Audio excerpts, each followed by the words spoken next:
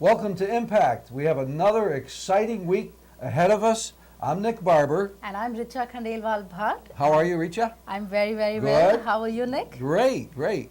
What's in store this week? A lot of good stuff is in store this week. And before I proceed, I want to welcome our new producer for Impact, Miss Huldah Thompson. Yay, Huldah, say Huldah. hi. Hi.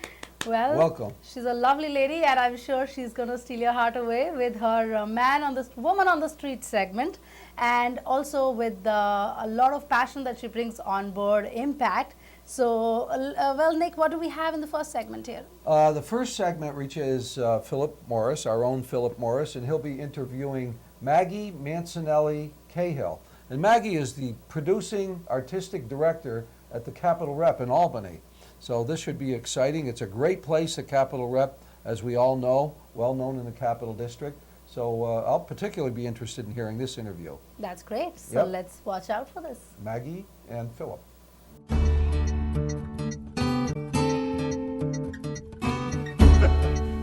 Welcome to Impact. I'm Philip Morris, CEO of Proctors, and our interviewer for today's art segment. Our guest today, my guest today, is Maggie Mancinelli-Cahill, the artistic director of Capitol Rep, the professional theater of the Capital Region based in Albany. Maggie, welcome. What makes you special? What makes Cap Rep special? What makes Capitol Rep special? Well, I think one of the things that makes us special is that you can see really fabulous actors really up close. Because Capitol Rep, the farthest seat in Capitol Rep is 30 feet away from the stage. And we're a thrust theater, so that means that you see actors on three sides of a theater. And so just the environment itself makes it a special experience, oftentimes for people to see plays that they've seen in a bigger place, like Proctors, for example. And when they come to us, it's an intimate experience, very up close and personal, sort of right there in your face. What does it mean to be a professional theater? What's the distinction here that's worth Capitol noting? Rep works with three different unions. We work with the Actors Union from, the Actors Equity Association. We work with USA, United Scenic Artists. And we work with SDC, which is the Directors Union. So all of our people belong to artistic unions. And occasionally, when we hire enough union people, because we're bound by rules and regulations, we can then hire people from our community to come in and be with our professionals. And I consider that kind of a wonderful learning experience and a way to get very talented people from every walk of life onto our stage. It doesn't happen all the time, but it can once our union requirements are filled. But it does mean that what you're producing, no one else does. You're building, creating shows with people that don't We else does. have a full-time staff. A lot of people don't realize it, that we have a full-time staff of artisans that build everything from the ground up. We have a scene shop, we have a costume shop. Our properties are built right in the Capital Region. We have very significant cast people who have to be especially trained in the theater to be able to do what they do, and they work year-round doing all of our shows, because we're a year-round theater, as you know.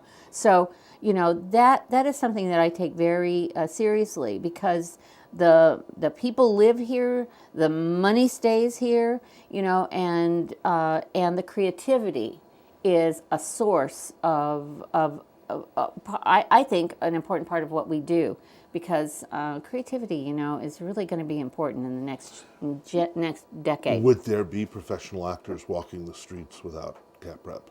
No. Probably not. No, because and they live in downtown Albany. Yeah, right. Because they have to live in proximity to the theater. So our actors, you'll find them in the coffee shops and restaurants all around the theater when they're here, and they're here for anywhere between 9 and 12 weeks. Depending on what we're doing. Now, our viewers may know, may not know that Cap Rep and Proctors work together. We're doing administration. You're doing the art. So far, so good. We still like each other. This is going okay. But instead of talking about that, that's kind of dry. All right. Why are you doing this? What brought you to this? To theater? Yeah. Well, I was really a literature major. I love great literature. I love great books. And I couldn't get a scholarship. But I got a scholarship in theater, so I said, okay. The guy in the theater program said, look, if you come here, you can minor in literature. And like in anything, I did not realize really in my life how much I really loved theater because I hadn't done it. And the minute that I did it, I thought, oh my gosh, these are the crazy people I've been looking for my whole life. They're really committed. They love to tell stories. And for me, it was like books coming alive on stage. So I did minor in literature, but I just, from then on, it was full steam ahead. I you act? love telling stories. Yes, but I was a terrible actress. I have no idea why they gave me a scholarship. But it was for acting. It was for acting, yeah. I did very little when I was in high school. I wasn't a tap dancing kid or anything like that, you know. But I had been in a couple of plays, and I had a student teacher who took a liking to me. And I realize now, you know how you look back in your life and there's people who have made a significant difference? She was my angel. High school or middle high school? school. She came into my life when I was a senior in high school, when I was rejected from my literature scholarship at the State University, and said, I got a deal for you, kid. And she sent me to Colorado Women's College, to the head of the theater program, and he gave me a scholarship. And I wouldn't have been able to do that without her, without him. And when I walked into that theater department, I really felt home, and I've never left. You know, How'd you get to directing? Because you were a lousy actress? I was a terrible actress. I kept wanting to tell people what to do. I know, I know you find that hard to I believe. can't believe it, Maggie. I haven't changed. So I went off to acting school in New York City, and I took acting classes, and they drove me crazy because I wanted to direct the scenes. You should go over there, you should go over here, you should talk faster, you should get out of the business. You know, I mean, I just wanted to make it better. I wanted to tell a story. I didn't want to be the story. I wanted to tell a story. I think that drive in me to do literature never really got out of my system, still to this day. So do you use a pen? Do you tell stories by writing? I used to. I used to write a lot of short stories. They were sort of, you know, I was kind of infamous in my family for doing that. And but I don't do that anymore. I don't have time. I need an assistant, by the way. Oh, really? But we're talking about doing a project that might have you involved in story creation as well as you know, show building. you're right about that. I have written for our young people's program. I've been involved, and I have co-written, and I have written several of the shows. I wrote An Alien's Guide to Planet Earth. You know, I was a co-writer with Jill Rafferty over at the Art Center in Troy on a play called Friend of a Friend, Tales of the Underground Railroad, and that was a research thing that we did. And I just did pure Poe. I adapted 3 stories of Poe's, and we went on the road. So, and I really liked it. But do you see the pattern here? Those are about all of them had either a fairy tale base or a document base or a literature base, because that's really where I live. I love great stories. I love myth. I love, you know, I'm looking forward to, I hope we're going to be telling more stories about the great waterways, you know, throughout New York. And I love the idea that we'll be able to find the myth and what made those waterways great, as well as the historic value of them, and, you know, and the Trail to Freedom and all of those kind of things. So for me, that collision between myth, story, and history, that's like the bingo for me. I mean, that just floats my boat. I love it. So where do you want to be in the next 5 years in terms of you, Maggie? I mean, what would float your boat for the next 5 years? What would float my boat is to be around more writers, is to be in a really creative setting where I was around a lot of writers, where I could be a part of that process of developing more new work.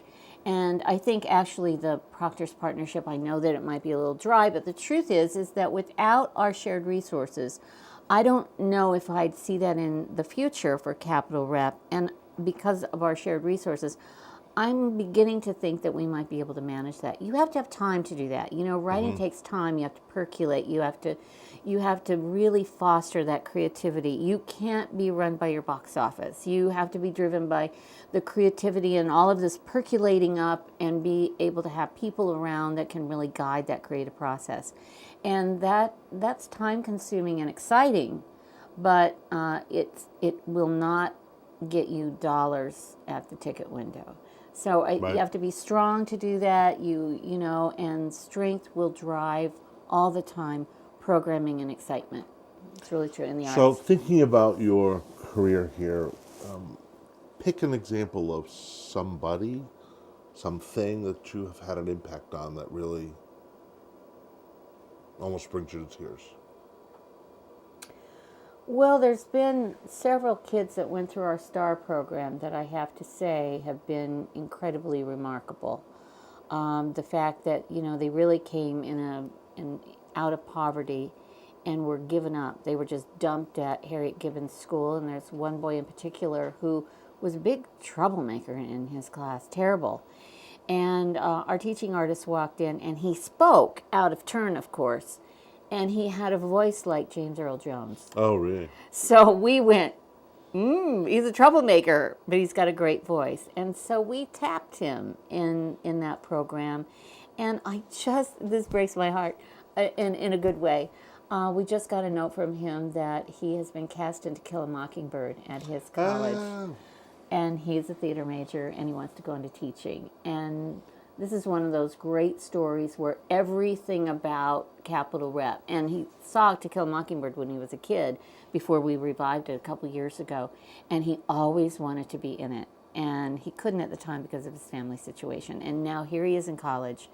He's in To Kill a Mockingbird. He writes us, and that's the kind of thing that kind of goes, that's where it's at. Oh, very interesting. His voice will be well appreciated. Oh, yes, it will be. Yeah, he's playing the Reverend. Yeah, I was just going to ask if He's he was. playing the Reverend. It's perfect. Oh, that's Yeah, terrific. Perfect. What are you looking forward to this year? This year, I'm looking forward to having. I'm very excited by our current season, and I'm really looking forward to directing God of Carnage, which is because suburban people being really horrible and worse than their children. And I think that'll be very fun to direct. Very physical. It's very physical. People, getting mad and taking it out on each other. Yeah, I can't imagine doing that 8 times in a week. I know, it's going to be... But, there's a scene in that where one of the women dunks one of the obnoxious cell phones that's been going off in the social conversation, dunks it in a glass of water. I want to cheer every time I read it, and I think the audience will too. So I'm excited about that, and I'm looking forward to creating a season. I don't want to announce it, but it's been really fun working with you and looking around and what's happening around the country and figuring out what stuff is that we want to bring here that people have never seen before, and also perhaps dipping our toe and doing some new play readings so that we can give people a peek into the development process. Maggie, thank you for being with us. Thank This you. is Philip Morris with Maggie Mancinelli-Cahill from Capitol Rep, the artistic director, and thank you for joining us at Impact.